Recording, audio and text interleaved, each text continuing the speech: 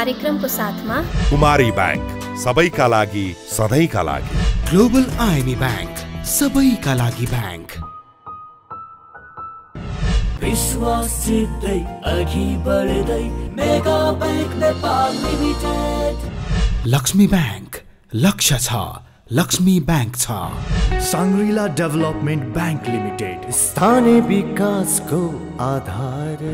नेको insurance limited बिमा गरौँ किस्ता तिरौँ, नेपालमै पहिलो बिमा योजना। Prime life insurance company limited सुरक्षित भविष्य। Lumbini general insurance company limited ensuring risks for prosperity. Progressive Finance Limited, our business is to finance yours. NIBL Ace Capital, managing shares, managing investments. Covid पछि लघु घरेलु तथा साना उद्योगको दर्ता तथा लगानी उत्साहजनक रूपमा बढेको छ। उद्योग विभागका अनुसार अघिल्लो आर्थिक वर्षमा 1 खर्ब 11 अर्ब 15 करोड 94 लाख रुपैयाँ लगानीका 48,854 वटा यस्ता उद्योग दर्ता भएकोमा गत आर्थिक वर्ष 2077-78 मा 1 खर्ब 85 अर्ब 20 करोड 55 लाख रुपैयाँ लगानीका 83,386 वटा दर्ता भएका छन्। यस्तै गत आर्थिक वर्षमा बागमती प्रदेशका उद्योगको औसत क्षमता उपयोग 46.4% रहेको छ। सो अवधिमा यस प्रदेशमा कुल 89 वटा उद्योग दर्ता भएका छन्, जसको कुल पुँजी 33 अर्ब 42 करोड रहेको छ। नमस्कार, कार्यक्रम अर्थको आजको श्रृङ्खलामा म आकांक्षा उपाध्याय स्वागत गर्दछु। आजको कार्यक्रममा हामी नेपाल एलडीसीबाट स्तरोन्नति हुँदा चुनौतीसँगै अवसर पनि, पूर्व अर्थमन्त्री खतिवडा भन्छन् अर्थतन्त्र गम्भीर समस्यातर्फ उन्मुख, प्रभावकारी बन्दै युवा तथा साना व्यवसायी स्वरोजगार कोष र एनएमबी बैंक बन्यो एसियाकै उत्कृष्ट अवार्ड विजेता लगायत साताका थप आर्थिक गतिविधि लिएर उपस्थित भएका छौं। आउनुस् आजको कार्यक्रम सुरु गरौं। संयुक्त राष्ट्रसङ्घको 76औं महासभा बैठकले नेपाललाई हालै अति कम विकसित मुलुक एलडीसीबाट स्तरोन्नति गर्ने प्रस्ताव सर्वसम्मतिले पारित गर्यो। विकासशील मुलुकको सूचीमा उक्लिन नेपाललाई 5 वर्षको सङ्क्रमणकालीन समय दिइएको छ। एलडीसीबाट स्तरोन्नति हुँदा नेपाललाई हुने लाभहानिको विषय यति बेला चर्चा र बहसमा छ। विज्ञहरूले भने नेपाल मध्यम आयुक्त मुलुकमा उक्लने विषयलाई चुनौतीसँगै अवसरको रूपमा लिएका छन्। अहिलेको यो अपग्रेडेसनलाई ओभरअलमा यो चाहिँ च्यालेन्जेस भन्दा पनि अपर्च्युनिटी र कन्ट्री ब्रान्डिङ भन्छ नि, पर्यटन र रेमिट्यान्सको थ्रु जुन हाम्रो कन्ट्री ब्रान्डिङ पनि केही राम्रो हुन्छ होला। र कहीँ न कहीँ बाहिर बसेको पढे लेखेको राम्रो ठाउँमा बसेको साथीहरू ठुल्ठुलो ठाउँमा हुनुहुन्छ नेपालीहरू, उहाँहरूलाई पनि आफ्नो टेबलमा कुरा गर्ने बेलामा चाहिँ एउटा कन्फिडेन्स दिन्छ होला कि my country is doing something good भनेर। त्यो कारणले यो चाहिँ ओभरअलमा चाहिँ जे अलिकति घट्ला पैसाको हिसाबले र साइकोलोजिकली केही बढी गर्ला, त्यो बढी गर्नेले 1 डेसिमलमा भयो भने पनि फाइदा बढी छ भन्ने चाहिँ मलाई लाग्छ। यस्तै कतिपयले नेपालले आर्थिक सूचक राम्रो बनाइ नसकेको र एलडीसीबाट हटेपछि पाउने कयौं सुविधाहरू गुम्ने भएकाले अहिले नै स्तरोन्नति हुन उपयुक्त नरहेको धारणा समेत राख्दै आएका छन्। यस्तोमा निजी क्षेत्रसँगको सहकार्यमा सरकार रणनीतिक रूपमा अघि बढ्नुपर्ने सुझाइएको छ। हामीसँग अर्को त्यो सस्टेनेबल डेभलपमेन्ट गोल 2030 मा गर्नुपर्ने त छँदैछ।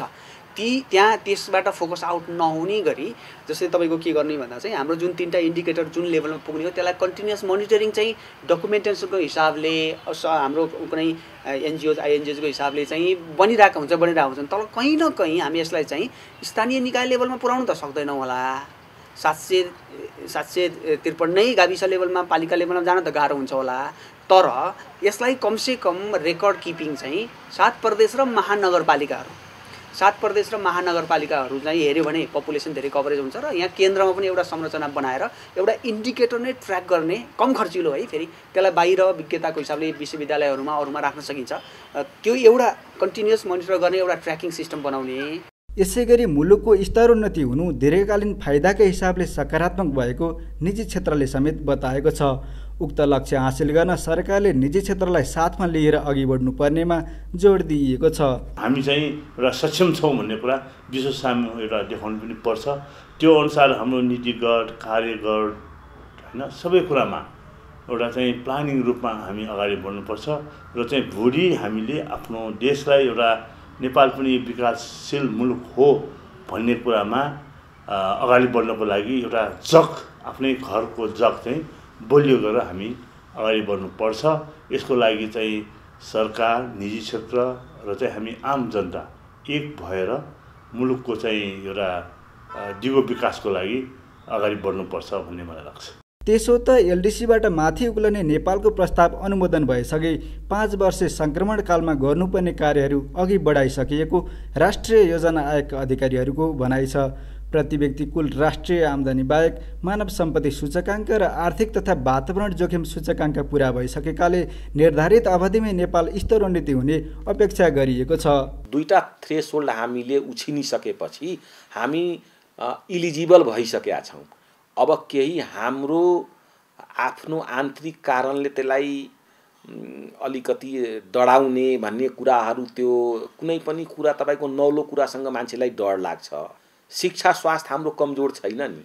अब म्यानुफ्याक्चरिङ सेक्टर अलिकति भौतिक अवस्था कमजोर छ, अलिकति व्यवस्थापकीय कमजोरी मात्रै हो। त्यसकारण हामी डराउनु पर्ने, एकदम निर्धक्क भएर हामी डेभलपिङ कन्ट्रीमा जानुपर्छ र त्यो व्यवस्थापन एकदम सजिलोसँग सहज हिसाबले नेपालको डेभलपिङ कन्ट्रीमा हामी व्यवस्थापन गर्छौँ। साथै नेपालले पुरा गरेका 2वटा सूचकलाई थप सशक्त पार्दै पुरा नभएको प्रति व्यक्ति आयलाई बढाउने गरी रणनीति बनाउने सोच आएको छ। यसका लागि विकासका क्षेत्रमा लगानी प्रवर्धन गरिनुपर्ने बताइएको छ। नेपालमै वातावरण अब तयार भइसकेको छ। यहीँ इन्भेस्टमेन्ट गर्नुहोस् यहाँहरूले, र इन्टरनेसनल इन्भेस्टर्सहरूसँग पनि आएर यहाँ इन्भेस्टमेन्ट गर्नुहोस्। अब केही समयमा अब यो प्रोडक्सन सेक्टर कस्तो हो भने तत्कालै गरेर हुँदैन, अलि समय लाग्ने, पैसा चाहियो, त्यस्तै किसिमको टेक्नोलोजी चाहियो, त्यस्तै किसिमको टेक्नोलोजी चलाउने ह्युमन रिसोर्स चाहियो। यो सबै अभाव छ नि हामीसँग। त्यसकारणले यो सबै पुरा गर्न अलि समय चाहिँ लाग्ला। तर हामी म्यानुफ्याक्चरिङ सेक्टरमा तपाईँको ट्रान्सफर्म नभइकन अरू उपाय नै छैन हामीसँग। जे होस् 5 दशकभन्दा बढी समयसम्म गरिबी र पछौटेपनको शिकार भएको नेपाल मध्यम आयुक्त विकासशील मुलुकमा उक्लन अग्रसर हुनु गौरवकै विषय हो। एलडिसीबाट मुलुकको स्तरोन्नति हुँदा लगानीका सम्भावनाबारे विश्व समुदायलाई सकारात्मक सन्देश समेत जान्छ। त्यसैले निर्धारित समयमा आवश्यक योग्यता हासिल गर्नेतर्फ केन्द्रित हुनु अपरिहार्य देखिन्छ। दर्शकवृन्द, अहिले मुलुकको अर्थतन्त्र गम्भीर सङ्कटको दिशातर्फ उन्मुख भएको भन्दै सरकारवालाहरूले चिन्ता प्रकट गरेका छन्। प्रस्तुत छ अर्थतन्त्रमा देखिएका विद्यमान समस्या, चुनौती र समाधानका लागि चाल्नुपर्ने कदमबारे पूर्व अर्थमन्त्री एवं पूर्व गभर्नर डाक्टर युवराज खतिवडासँग गरिएको कुराकानीको सार। उच्च आर्थिक वृद्धिको लागि पुँजी चाहिन्छ। पुँजीको स्रोत ब्याङ्क हो, कर्जा हो। त्यो भने कर्जाको माग बढ्नु स्वाभाविक हो।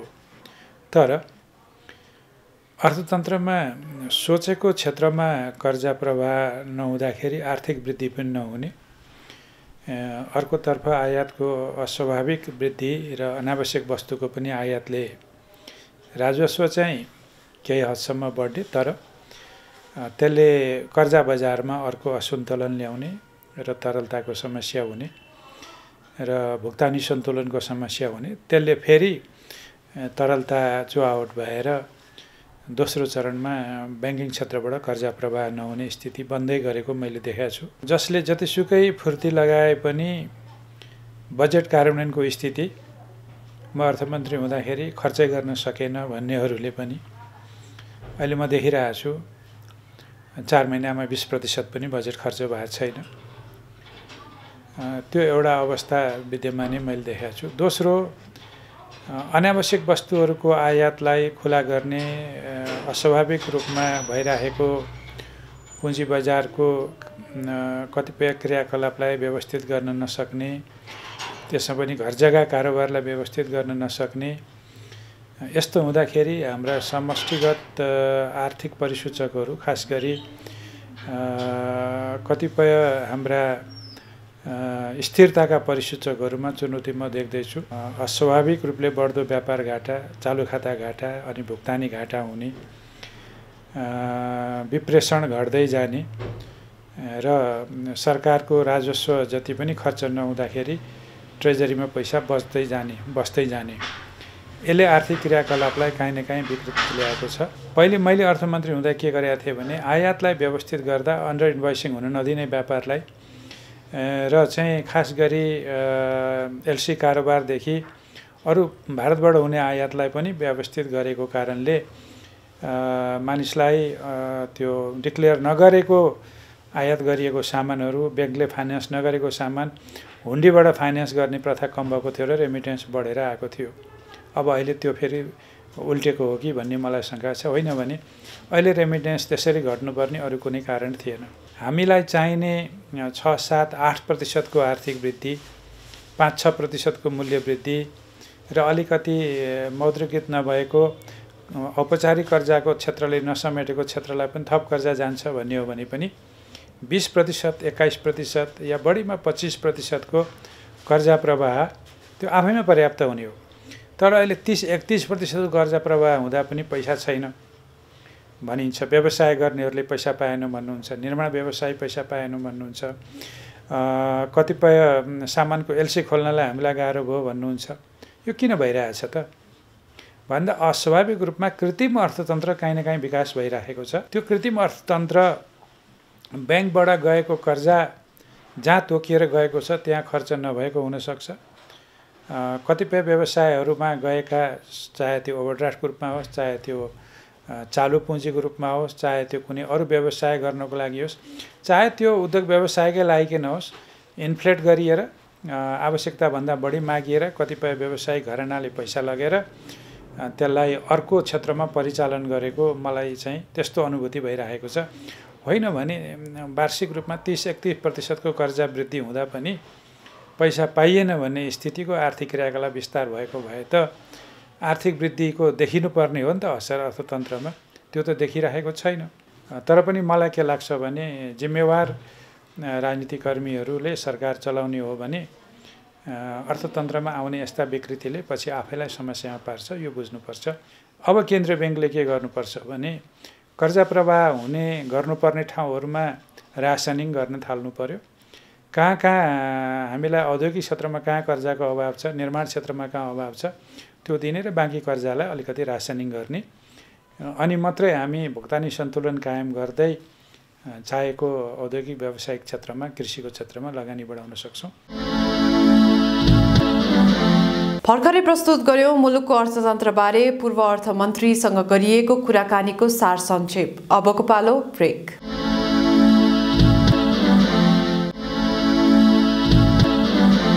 सन् 2021 को 11 महिनामा 1,26,000 भन्दा बढी बाह्य पर्यटक नेपाल भित्रिएका छन्। नेपाल पर्यटन बोर्डका अनुसार जनवरीदेखि नोभेम्बरसम्ममा कुल 1,26,283 पर्यटकले नेपाल भ्रमण गरेका छन्। यस्तै गत आर्थिक वर्ष 2077-78 मा देशको कुल गृहस्थ उत्पादन जीडीपी को वृद्धि दर आधारभूत मूल्यमा 3.98% र उत्पादनको मूल्यमा 4.01% रहेको अनुमान गरिएको केन्द्रीय ब्याङ्कको तथ्याङ्क छ। थप आर्थिक गतिविधि सहितको अबको प्रस्तुति बिजनेस राउन्डअप। नेपाल आर्थिक पत्रकार समाज सेजनले रजत जयन्ती तथा अवार्ड वितरण कार्यक्रम सम्पन्न गरेको छ। उक्त अवसरमा आयोजित कार्यक्रममा प्रधानमन्त्री देउवाले नेपालमा ढुक्क भएर लगानी भित्राउन विदेशी लगानीकर्तालाई आह्वान गर्नुभएको छ। दोस्रो चरणको आर्थिक सुधारका लागि सरकार निजी क्षेत्रसँग सहकार्य गरी अगाडि बढ्ने समेत उहाँको भनाइ छ। कार्यक्रममा यस वर्षको सेजन अवार्ड सुनिता कार्की लगायतलाई प्रदान गरिएको छ। नेपालका क वर्गका बैंकहरू हिमालयन बैंक र इन्भेस्टमेन्ट बैंक बीच मर्जरका लागि नेपाल राष्ट्र बैंकले थप समय उपलब्ध गराउने भएको छ। केन्द्रीय बैंकले दिएको समयको मङ्सिर 19 गते आइतबार अन्तिम दिन भए पनि मर्जर नभएका कारण उपयुक्त योजना एवं प्रस्ताव राखेकाले समय थप गर्न लागेको हो। साथै यी दुई बैंकको मर्ज ढिलाइका कारण संस्थापक लगायत सर्वसाधारणको शेयर रोक्का भएको छ। यसका लागि सम्बन्धित निकायले चाँडोभन्दा चाँडो निकास दिन पहल गर्नुपर्ने देखिन्छ। एनएमबी ब्याङ्कले bank of the year Asia award प्राप्त गरेको छ। नेपाली ब्याङ्कले प्राप्त गरेको यो पहिलो क्षेत्रीय अवार्ड समेत हो।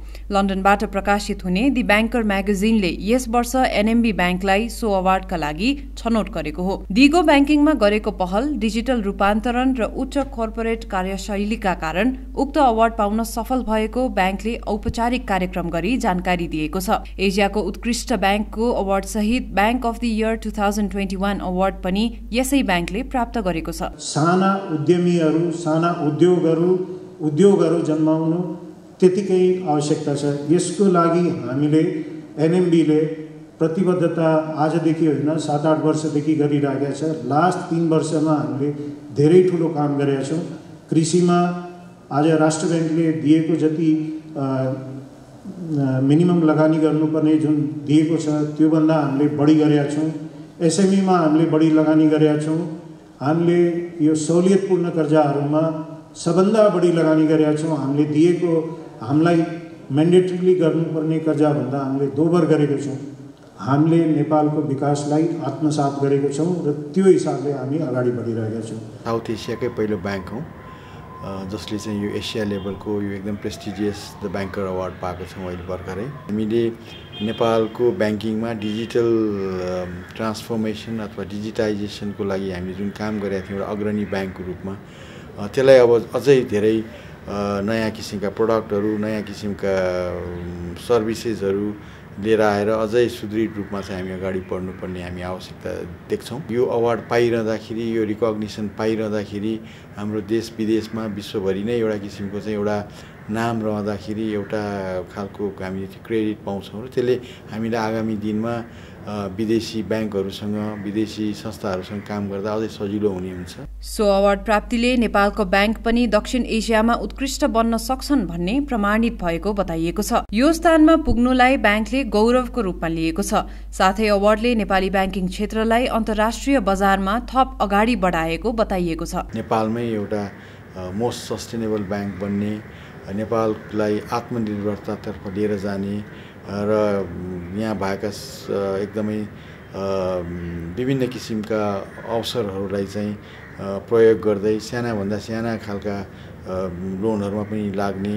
हामीसँग आजको दिनमा 45,000 भन्दा बढी कस्टमर छन्। 201 वटाभन्दा बढी ब्रान्चेसहरू हामी अहिले चलाइरहेछौँ र यसले चाहिँ एउटा भोलिको दिनमा यस्तो खालको इन्भाइरोमेन्ट हामी क्रिएट गर्न खोजिरहेछौँ। हामी इन्भाइरोमेन्टमा काम गरिरहेछौँ। इन्भाइरोमेन्ट सोसियल रिस्कमा हामी पहिलो ब्याङ्क हौँ। हामी चाहिँ यहाँ कृषि क्षेत्रमा लगातार काम गरिरहेछौँ। हामी ऊर्जाको क्षेत्रमा नवीकरणीय ऊर्जाको क्षेत्रमा कामहरू गरिरहेछौँ। यो सबै कामहरू गर्नको लागि जुन पोलिसी लेभलमा स्ट्राटेजिक लेभलमा चाहिँ बोर्डको जुन खालको हामीलाई गाइडेन्स जुन एउटा खालको चाहिँ एउटा मार्गनिर्देशन हामीले पाइरहेछौँ र त्यसले गर्दाखेरि पनि हामीलाई अगाडि बढ्न सजिलो भइरहेछ। एनएमबी ब्याङ्कले यसअघि 2017, 18 र 2020 मा समेत the banker of the year award पाइसकेको छ। ब्याङ्कका देशभर 201 शाखा सञ्चालनमा छन् जसले डिजिटल सेवा प्रवाह गर्ने क्षमता राख्ने बताइएको छ। अमेरिकामा कोरोना भाइरसको नयाँ भेरिएन्ट ओमिक्रोन संक्रमण पुष्टि भएपछि राष्ट्रपति जो बाइडेनले यात्रा सम्बन्धी नयाँ नियम र प्रतिबन्धात्मक व्यवस्था घोषणा गर्नु भएको छ। अमेरिकाको क्यालिफोर्निया, कोलोराडो, मिनेसोटा, न्युयोर्क र हुवाईमा नयाँ भेरिएन्टको संक्रमण देखा परेको हो। हालसम्म ओमिक्रोन संक्रमण देखिएका 8 जनाको अवस्था सामान्य रहेको त्यहाँको स्वास्थ्य मन्त्रालयले जनाएको छ। बाइडेनले अन्तर्राष्ट्रिय यात्रुलाई अमेरिका आउनुभन्दा 24 घण्टा अघि अनिवार्य कोभिड-19 परीक्षण गर्नुपर्ने बताउनु भएको छ। यो नियम पूर्ण खोप लगाएकाहरूमा पनि लागू हुनेछ। यस्तै सार्वजनिक यातायात र हवाई उडानका क्रममा पनि मास्क अनिवार्य गरिएको छ। मार्चसम्म नयाँ प्रतिबन्धहरू कायम रहने अमेरिकाले जनाएको छ। हाल केही नियम सार्वजनिक गरे पनि सटडाउन वा लकडाउनको कुनै योजना भने सार्वजनिक नगरेको अमेरिकाले जनाएको छ। भारतले पनि अफ्रिकी देशबाट आउनेहरूमाथि प्रतिबन्धात्मक व्यवस्था लागू गरिसकेको छ। भारतको स्वास्थ्य मन्त्रालयले मानिसहरूलाई नयाँ भेरिएन्ट देखिँदैमा त्रसित नहुन र स्वास्थ्य मापदण्ड पालना गर्न आग्रह गरेको छ। हामीसँग युवा स्वरोजगार कोष सम्बन्धी सामग्री बाँकी नै छ। हामीसँगै रहनुहोला।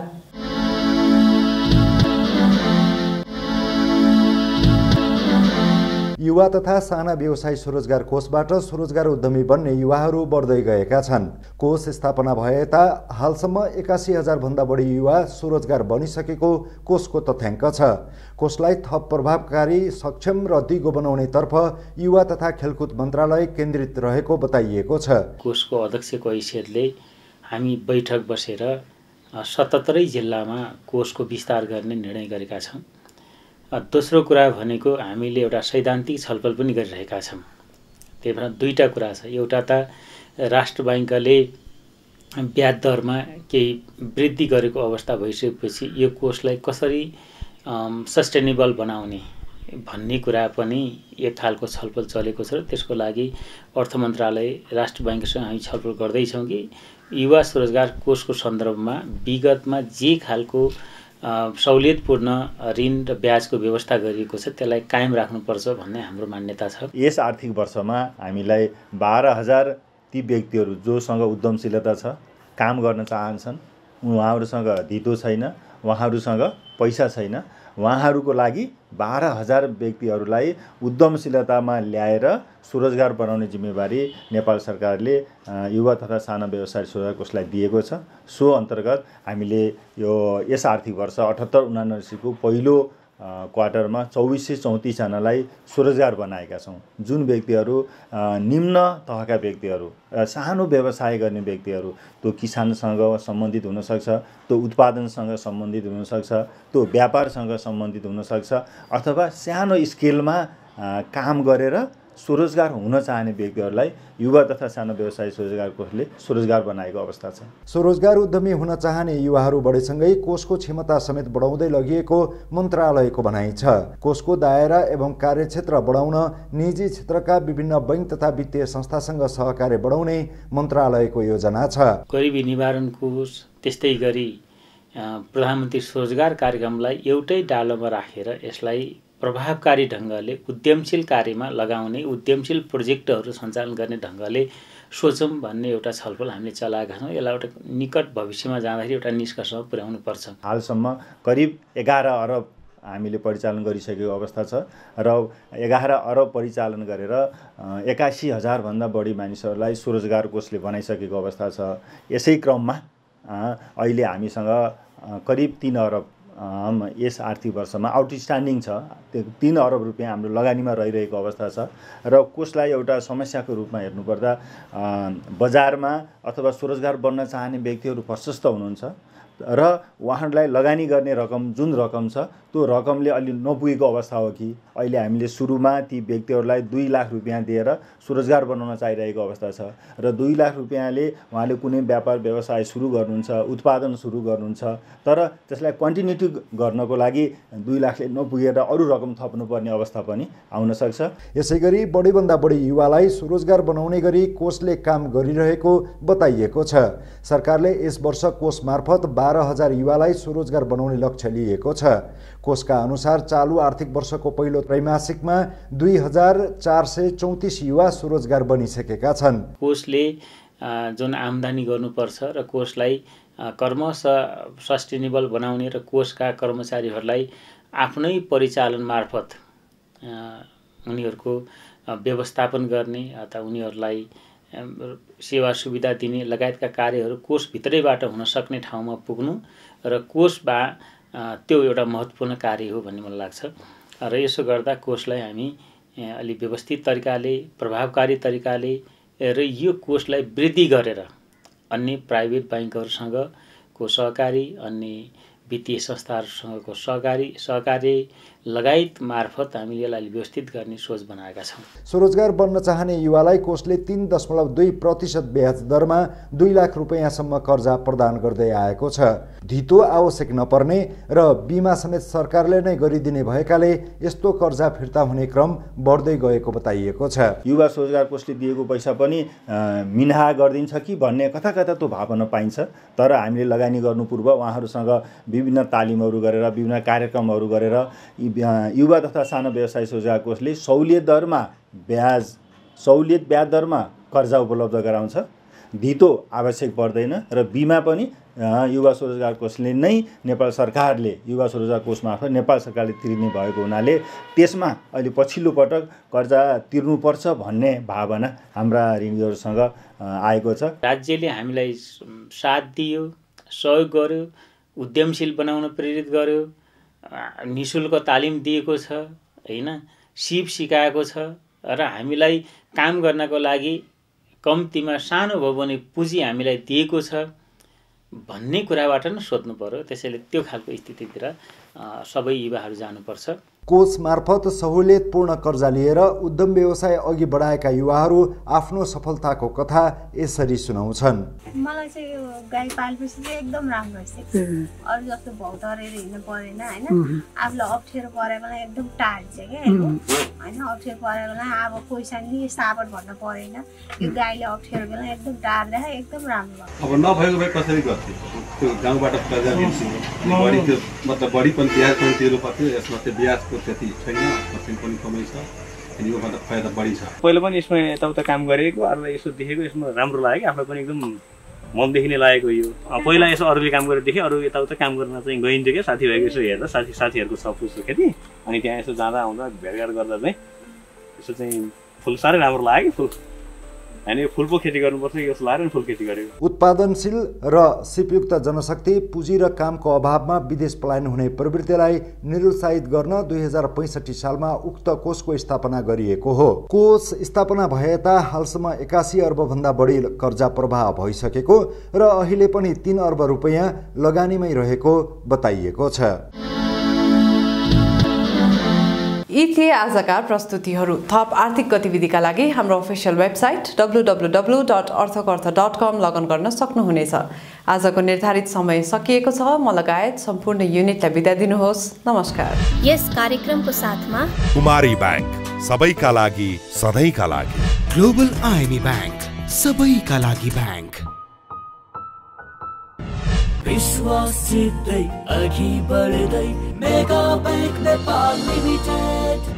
लक्ष्मी बैंक, लक्ष्य छ, लक्ष्मी बैंक छ। सांग्रीला डेभलपमेन्ट बैंक लिमिटेड, स्थानीय विकासको आधार। नेको इन्स्योरेन्स लिमिटेड, बिमा गरौँ किस्ता तिरौँ, नेपालमै पहिलो बिमा योजना। Prime life insurance company limited, सुरक्षित भविष्य। Lumbini general insurance company limited, ensuring risks for prosperity. Progressive Finance Limited, our business is to finance yours. NIBL Ace Capital, managing shares, managing investments.